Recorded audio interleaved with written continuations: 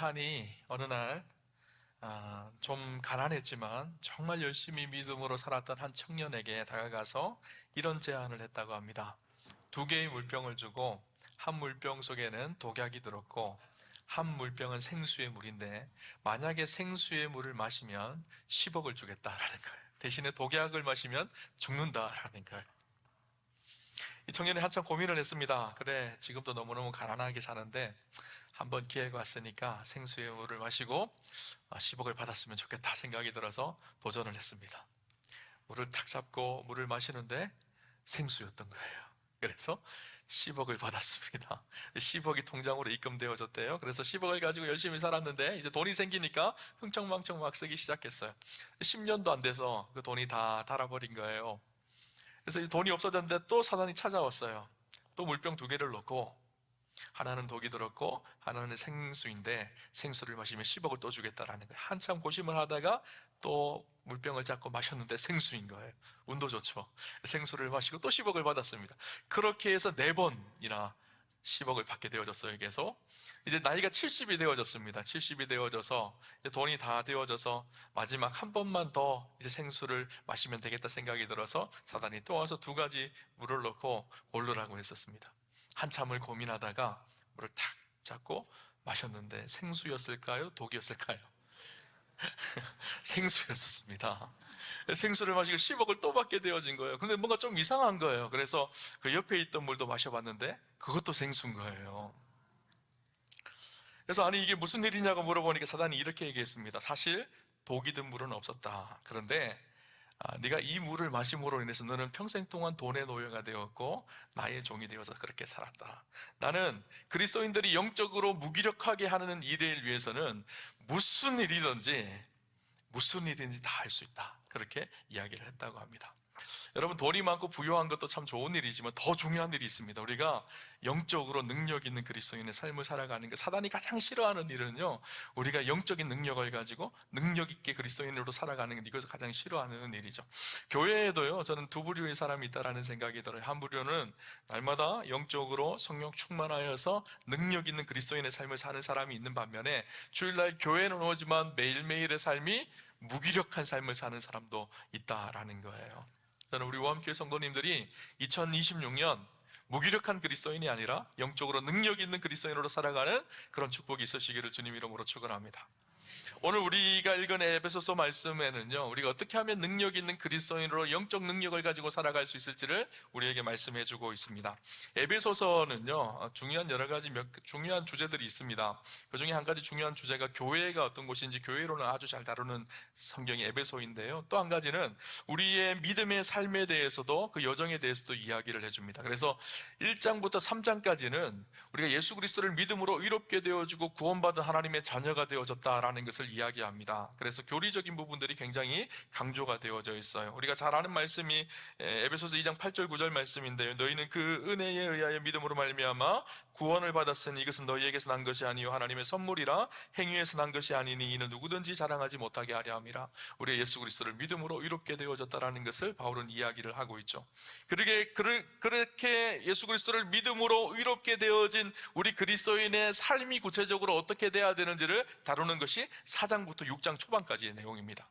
그래서 우리가 거룩하게 되어졌기에 이제는 거룩하게 진실하게 그렇게 살아야 된다라는 거예요. 그래서 4장 2절을 보면 모든 겸손과 온유로 하고 오래 참음으로 사랑 가운데서 서로 용납하고 우리의 삶의 실천을 이야기하고 있죠. 예수 믿는 우리의 삶의 생활면에서 어떻게 살아야 되는지를 이야기를 해줍니다.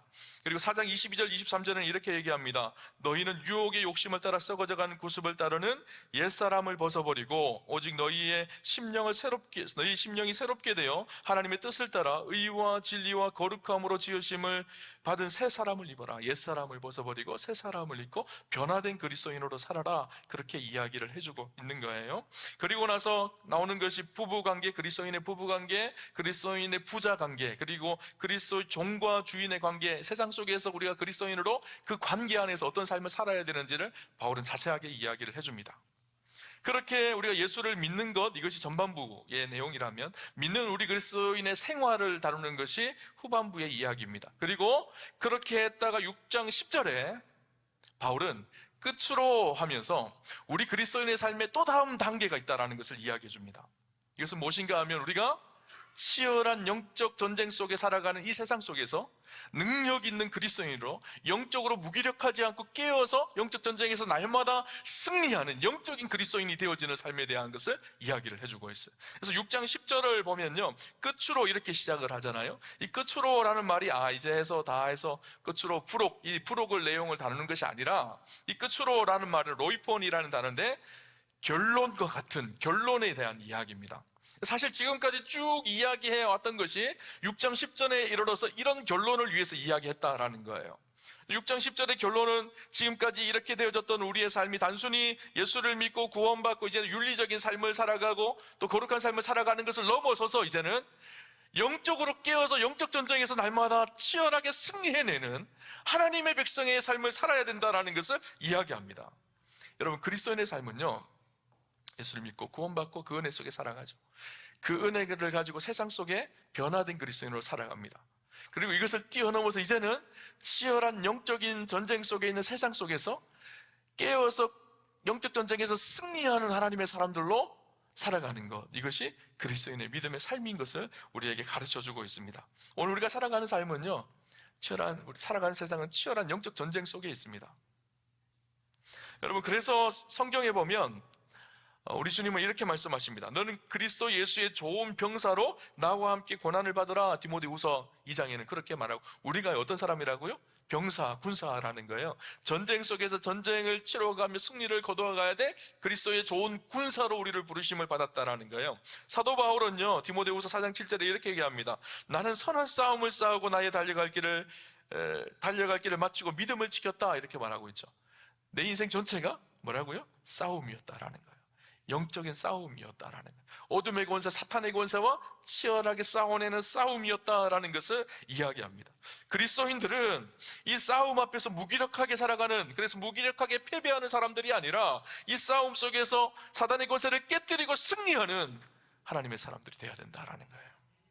그래서 오늘 본문 속에 그 싸움이 어떤 싸움인지를 좀 더 구체적으로 이야기를 하는데, 12절을 보면 우리의 씨름은 혈과 육을 상대하는 것이 아니요 통치자들과 권세들과 이 어둠의 세상 주관자들과 하늘에 있는 악의 영들을 상대함이라. 우리의 씨름은 혈과 육에 대한 싸움이 아니라는 거예요. 우리의 씨름은 어둠의 세상 주관자들과 하늘에 있는 악한 영들에 대한 싸움이라는 것을 이야기해 줍니다. 여러분, 계속 우리는요, 이 싸움이 어둠의 세상 주관자들과 악한 영들에 대한 싸움인데 사단은 우리의 눈을 살짝 가려버립니다. 그래서 우리의 싸움을요, 혈과 육에 대한 싸움으로 착각하게 만들어요. 그래서 치열하게 사람을 바라보며 싸우게 만드는 것이 사단이 하는 일입니다. 하나님은요, 사람을 바라보며 싸우는 것이 아니라 어둠의 권세를 위해서 악한 영들에 대한 싸움에서 승리하기를 원하십니다. 사단의 교묘한 수법이 무엇인가 하면 주적을 흐트러뜨리는 거예요. 우리가 싸워야 될 그 주적이 있는데 그 주적을 흐릿하게 만드는 겁니다. 그래서 주적이 누군지 몰라요. 그래서 주적이 누군지 모르니까 어떻게 할까요? 자꾸 옆 사람하고 싸우는 거예요. 그렇죠? 여러분, 우리의 싸움의 본질이 무엇인지를 알아야 합니다. 교회가 잘못된 싸움에 휘말릴 때가 얼마나 많은지 모릅니다. 진짜 싸워야 될 세상의 악함과는 싸우지 않고 성도들끼리 싸우는 거예요. 형제 자매들끼리 싸우는 거예요. 여러분, 요즘 교회들 안에 분쟁과 다툼이 참 많은 것을 보게 되어집니다. 작은 오해, 또 상처받은 작은 감정들, 또 서로 다른 의견이 충돌할 때 사단은요, 여지없이 그 빈틈을 파고듭니다. 사단의 간계가 있다라고 그렇게 이야기하고 있죠. 이 간계가 뭔가 하면 간사한 계략인데, 어느 성경을 보면요, 빈틈에 화살을 꽂는다라는 말이에요. 조금만 빈틈이 생기면요, 사단은 여지없이 그곳에 화살을 탁 꽂아버립니다. 그러면 우리가 주적을 잃어버려요. 그리고 그 빈틈 때문에, 나의 상한 마음 때문에, 내 상한 감정 때문에 내 감정을 조금만 힘들게 한 사람, 그 사람에게 싸움의 적을 그 사람으로 만들고 치열하게 싸웁니다.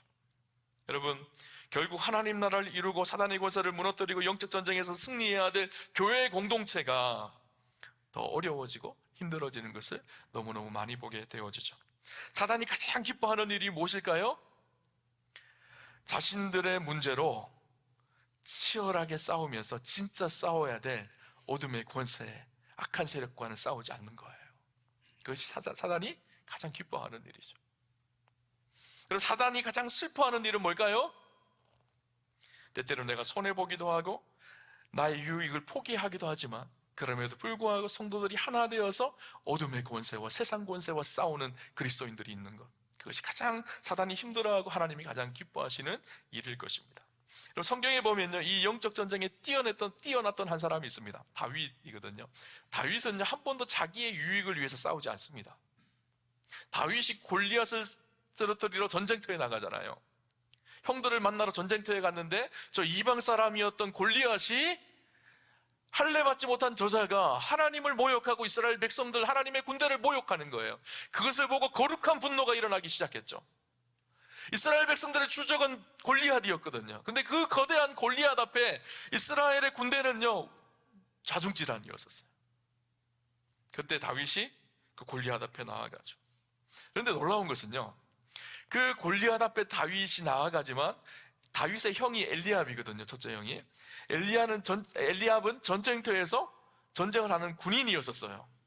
군인으로 갔던 그 엘리압이요, 다윗이 온 것을 보고 뭐라고 얘기하는가 하면요, 이렇게 얘기합니다. 사무엘하 17장 28절에 보면 큰형 엘리압이 다윗의 사람들에게 하는 말을 들은지라 그가 다윗에게 노를 바라여 이르되 내가 어찌하여 이리로 내려왔느냐, 들에 있는 양들을 누구에게 맡겼느냐, 나는 내 교만과 내 마음의 완악함을 아노니 내가 전쟁을 구경하러 왔도다. 뭐라고 그러고 있죠 지금? 형 엘리압이 내가 너의 교만함과 너의 완악함을 안다, 너 지금 전쟁 구경하러 왔냐, 이렇게 다윗을 비아냥거리고 조롱하고 비난합니다. 지금 엘리압이 누구와 싸우려고 하고 있죠? 다윗하고 싸우려고 하고 있는 거예요. 다윗은 누구하고 싸우려고 하고 있죠? 골리앗하고 싸우려고 하고 있거든요. 진짜 주적은 누구죠? 골리앗이잖아요. 골리앗 앞에 아무것도 할 수 없으니까 엘리압이 뭐라 그러죠? 자기의 형제인 다윗과 싸우려고 하는 거예요. 오늘 우리도 마찬가지입니다. 교회에서 믿음 생활을 하면서 세상의 어둠의 권세와 싸워야 되는데 어둠의 권세와 세상의 주관자들과 싸울 힘이 없으니까 우리끼리 싸우는 거예요. 옆에 있는 고사님하고 싸우고 옆에 있는 집사님하고 싸우고 서로 찢고 볶고 싸우는 거예요. 그죠? 사단이 가장 기뻐하는 일이죠. 여러분, 엘리압을 가만히 볼까요? 내가 어찌하여 여기 왔느냐, 나는 너의 마음과 교만함과 완악함을 아노니 내가 전쟁을 구경하러 왔도다. 진짜 전쟁을 누가 구경하고 있나요? 엘리압 자기가 구경하고 있거든요. 다윗과 골리앗을 싸우는 것이 자기 형인 엘리압을 구경하고 있거든요. 사실 비난하고 정죄하지만 그 비난하고 정죄하는 것 속에는 자기의 마음이 담겨져 있는 거예요. 우리도 그렇습니다. 누군가를 비난하고 정죄할 때 그 비난과 정죄 속에는 자기의 생각, 자기의 얼굴이 그 속에 담겨져 있는 거예요. 여러분, 오늘 우리가의 주적이 누군지를 아셔야 됩니다. 그렇다면 골리앗 같은 사단의 권세를 이길 수 있는 힘이 어디서 나올까요? 우리의 영적 무기력함을 깨뜨리고 능력 있는 그리스도인으로 살아가는 그 힘의 원천이 어디 있을까요? 오늘 성경은 우리에게 두 가지 방법을 가르쳐 주는데요. 첫 번째는 무엇인가 하면요, 영적 무기력함을 깨뜨리고 승리하는 힘은 주 안에서 나오는 것이라고 말씀하고 있습니다. 여러분, 우리가 스스로가 나 혼자 사탄과 싸우면요 100점100패입니다. 골리앗 같은 사단 앞에 다윗이 어떻게 이길 수가 있어요? 여러분, 우리 힘으로는 이길 수가 없죠. 그래서 바울은 뭐라고 얘기하는가 하면 10절에 끝으로 너희가 주 안에서와 그 힘의 능력으로 강건하여지고, 주 안에서와 그 힘의 능력으로 강하여지고, 그렇게 말하고 있습니다. 메시지 성경, 유진 피터슨이 쓴 메시지 성경에 보면요, 이것을 좀 의역을 해놨어요. 하나님은 강하신 분입니다. 하나님은 여러분도 그분 안에서 강하기를 바라시고 원하십니다. 이렇게 의역을 했습니다. 하나님은 강하신 분이세요. 우리의 힘으로는 할 수 없지만 강하신 하나님과 함께 할 때 강하신 하나님이 우리로 승리하게 하신다라는 거예요. 그래서 그 강하신 하나님을 기억하고 그 강하신 하나님 안에 살아가는 것, 이것이 그리스도인답게 살아가는 비결이라는 것을 오늘 바울은 우리에게 가르쳐주고 있는 거예요. 여러분, 출애굽기를 보면 이스라엘 백성들이 홍해를 건너는 본격적인 홍해를 건너고 본격적으로 광야의 여정을 시작합니다.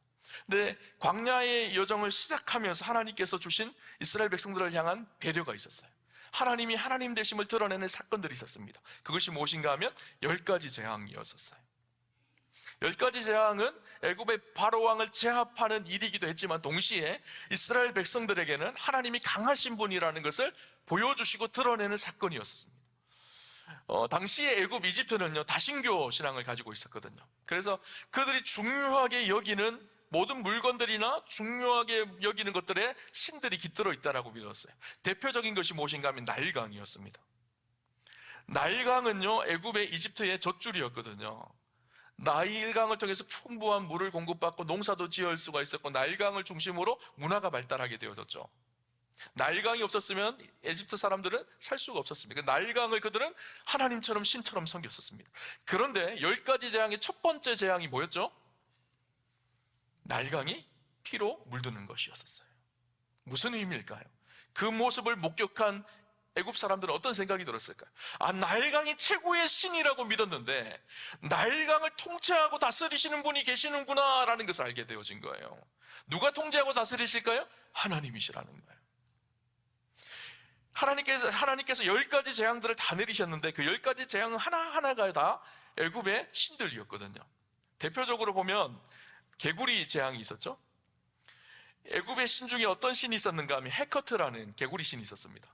머리 모양은 개구리고요, 몸은 사람인 거예요. 그들은 이 헤커트를 우상으로 섬기며 그들의 신으로 섬겼습니다. 하나님께서 어떻게 하셨죠? 개구리 재앙을 몰아주셔서 그 애굽의 사람들이 그것 때문에 고통당함을 경험하게 되어지죠. 그들이 무엇을 느꼈을까요? 하나님이 진짜 신이시구나. 개구리 신이 신이 아니라 하나님이 진짜 하나님이시구나. 10가지 재앙 하나하나가 그랬어요.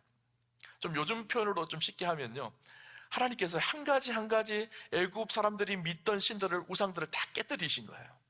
나일강의 신을 깨뜨리고 여러 가지 신들을 다 깨뜨리고 결국 하나님이 하나님 되심을 선포한 사건이었던 거예요. 출애굽하고 있는 이스라엘 백성들, 광야에 들어가서 살아가야 될 이스라엘 백성들, 그들 가운데 진짜 하나님이 누구신지를 이 사건을 통해서 보여주신 것이죠. 그런데 문제가 생겼어요. 이스라엘 백성들 홍해를 건너고 광야에 들어갔습니다. 그들이 어떻게 했죠? 강하신 하나님을 의지하며 승리하며 살았나요? 원망하고 불평하며 살았죠. 왜 그랬죠? 강하신 하나님, 능하신 하나님을 잃어버린 거예요. 그리고 눈앞에 보이는 광야의 어려움 때문에 그것에 완전히 파묻혀져서 연약하여서 무기력한 하나님의 백성들이 되어진 거예요. 그래서 하나님께서 광야에서 끊임없이 이야기하신 것이 무엇인가 하면 하나님을 기억하라는 거예요. 강하신 하나님을 기억하라는 거예요. 능하신 하나님, 우리와 함께 하시는 하나님을 기억하라는 거예요. 오늘 우리가 살아가는 이 세상도 마찬가지입니다. 광야 같은 세상을 살아가잖아요. 수많은 어려움들이 우리 인생 속에 찾아옵니다. 그 어려움들에 함몰되어져서 그 어려움에 붙들려져서 어느 순간 원망하며 불평하는 무기력한 그리스도인이 되어진 것이 오늘 우리의 모습인 거예요. 광야의 이스라엘 백성들과 똑같은 모습이 오늘 우리의 모습인 거죠. 하나님은 다시 기억하라는 거예요. 강하신 하나님, 천지를 창조하시고 온 역사를 운행하시는 주권자이신 그 하나님, 우리의 아버지 되신 하나님, 우리의 주인 되신 예수 그리스도, 그분을 기억하고 그분 안에 거하라는 거예요. 능력은 거기에서 나온다라는 것을 우리에게 말씀하고 있는 것이죠. 여러분, 우리가 무엇에 압도당하며 살아가나요? 광야 같은 세상의 수많은 어려움들에 압도당하며 그것에 끌려가며 살아가나요? 아니면 진짜 강하신 하나님께 압도당하여 살아가고 계시나요? 여러분, 하나님께 붙들려서 하나님과 함께하는 그런 축복이 있으셨으면 좋겠어요. 그래서 오늘 바울은요, 아주 영적 싸움의, 영적 전쟁의 베테랑이었던 바울은요, 오늘 뭐라고 얘기하는가 하면 주 안에서 그의 힘의 능력으로 강하여져라, 그렇게 말하고 있어요. 주 안에서 그의 힘의 능력으로 강하여지고, 여기서 강하여지고라는 말이요, 엔두나무라는 단어인데, 두나무라는 단어가 두나미라는 단어인데, 두나미 하면 떠오르는 단어가 있죠. 여러분, 두나미스라는 단어가 기억나시는지 모르겠어요.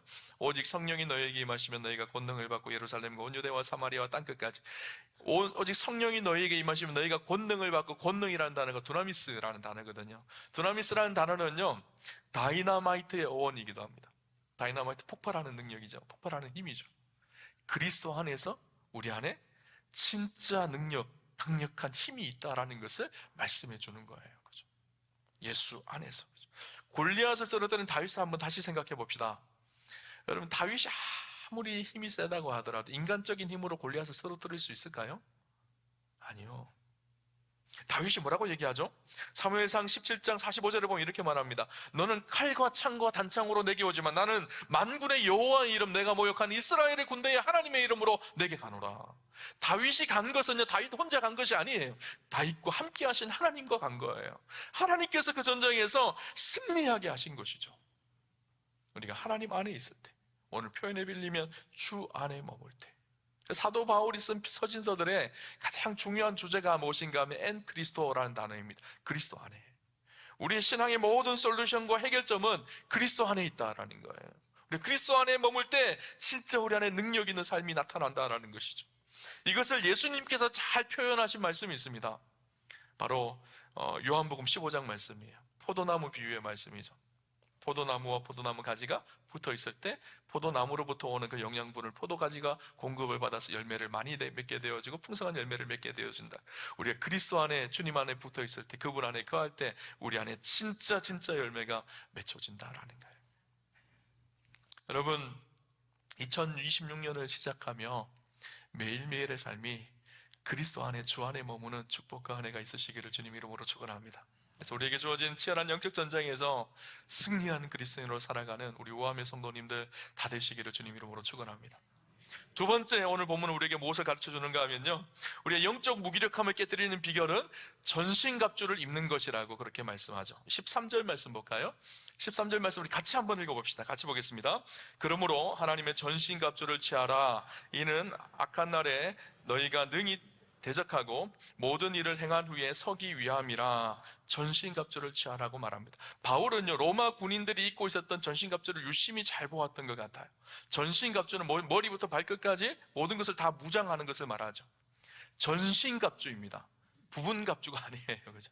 머리부터 해서 발끝까지 다 모든 무기로 무장하는 거. 14절부터 17절까지 그 전신갑주가 무엇인지를 구체적으로 우리에게 가르쳐 주죠. 14절에 보면 서서 진리의 허리띠를 띠고, 15절에 의의 호심경을 붙이고, 15절 하반부에 평안의 복음에 준비한 신을 신고, 16절에 믿음의 방패를 가지고, 17절에 구원의 투구와 성령의 검 곧 하나님의 말씀을 가지라, 그렇게 말합니다. 한 가지씩 볼펜 있으신 분들은 밑줄을 좀 그으셨으면 좋겠어요. 진리의 띠, 의의 호심경, 평안의 복음이 준비한 신, 믿음의 방패, 구원의 투구, 성령의 검. 이것들이 왜 필요할까요? 진리의 허리띠는 뭘까요? 우리 허리에 차는 거잖아요. 허리띠가 딱 차져야지 힘이 생깁니다. 흔들리지 않습니다. 허리가 무너지면 다 무너지죠. 진리는 무엇일까요? 예수 그리스도, 그분이 진리죠. 진리를 허리띠를 띠어서 흔들리지 않는다라는 거예요. 의의 호심경은 무엇일까요?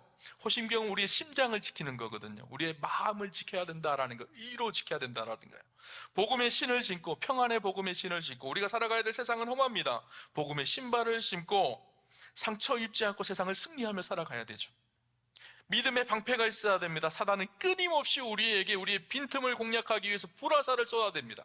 그것을 지켜내기 위해 믿음의 방패가 있어야 된다는 거예요. 구원의 투구를 써야 됩니다. 투구는 머리에 쓰는 것이죠. 우리의 생각을 지켜내야 된다는 거예요. 구원의 감격과 기쁨으로 날마다 우리의 생각을 지켜야 된다라는 것을 말하죠. 성령의 검, 하나님의 말씀이 무기가 되어서 성령의 검으로 세상을 승리하는 그리스도인으로 살아야 된다라는 거예요. 여러분, 자세하게 하나하나 다 나누면 너무너무 좋을 것 같아요.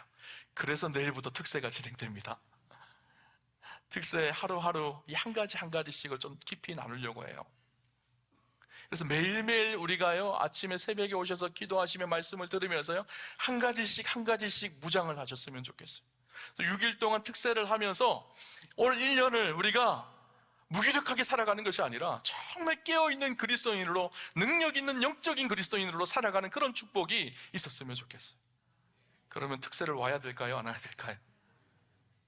여러분, 꼭 새벽을 깨우고요, 함께 하셨으면 좋겠습니다. 한 해를 시작하면서요, 기도로 시작했으면 좋겠어요. 그래서 오늘 설교는요, 사실 오늘 끝나지 않아요. 토요일 날 새벽까지 해야지 오늘 설교 전체가 끝나는 겁니다. 오늘은 시작을 한 거예요. 설교의 시작. 그래서 매일 설교를 이어갈 것입니다. 그리고 마지막 토요일 날 전체 설교가 끝나게 되어집니다. 여러분, 우리가 살아가는 세상은요, 치열한 영적 전쟁 속에 살아가거든요. 전쟁 속에 뛰어드는 군인이요, 아무것도 무장하지 않고 무기를 들고 가지 않는다 그러면 전쟁에서 이길 수 있을까요? 아니요, 백전백패예요.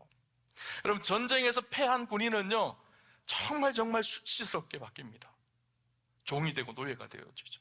우리도 예수를 믿는다고 하지만 영적으로 무장하지 않고 패한 그리스도인으로 살아가면요 사단의 종이 되어서, 세상의 종이 되어서 질질 끌려다니는 그리스도인으로 그냥 그저 그렇게 살아가는 무기력한 그리스도인이 되어지는 것이죠.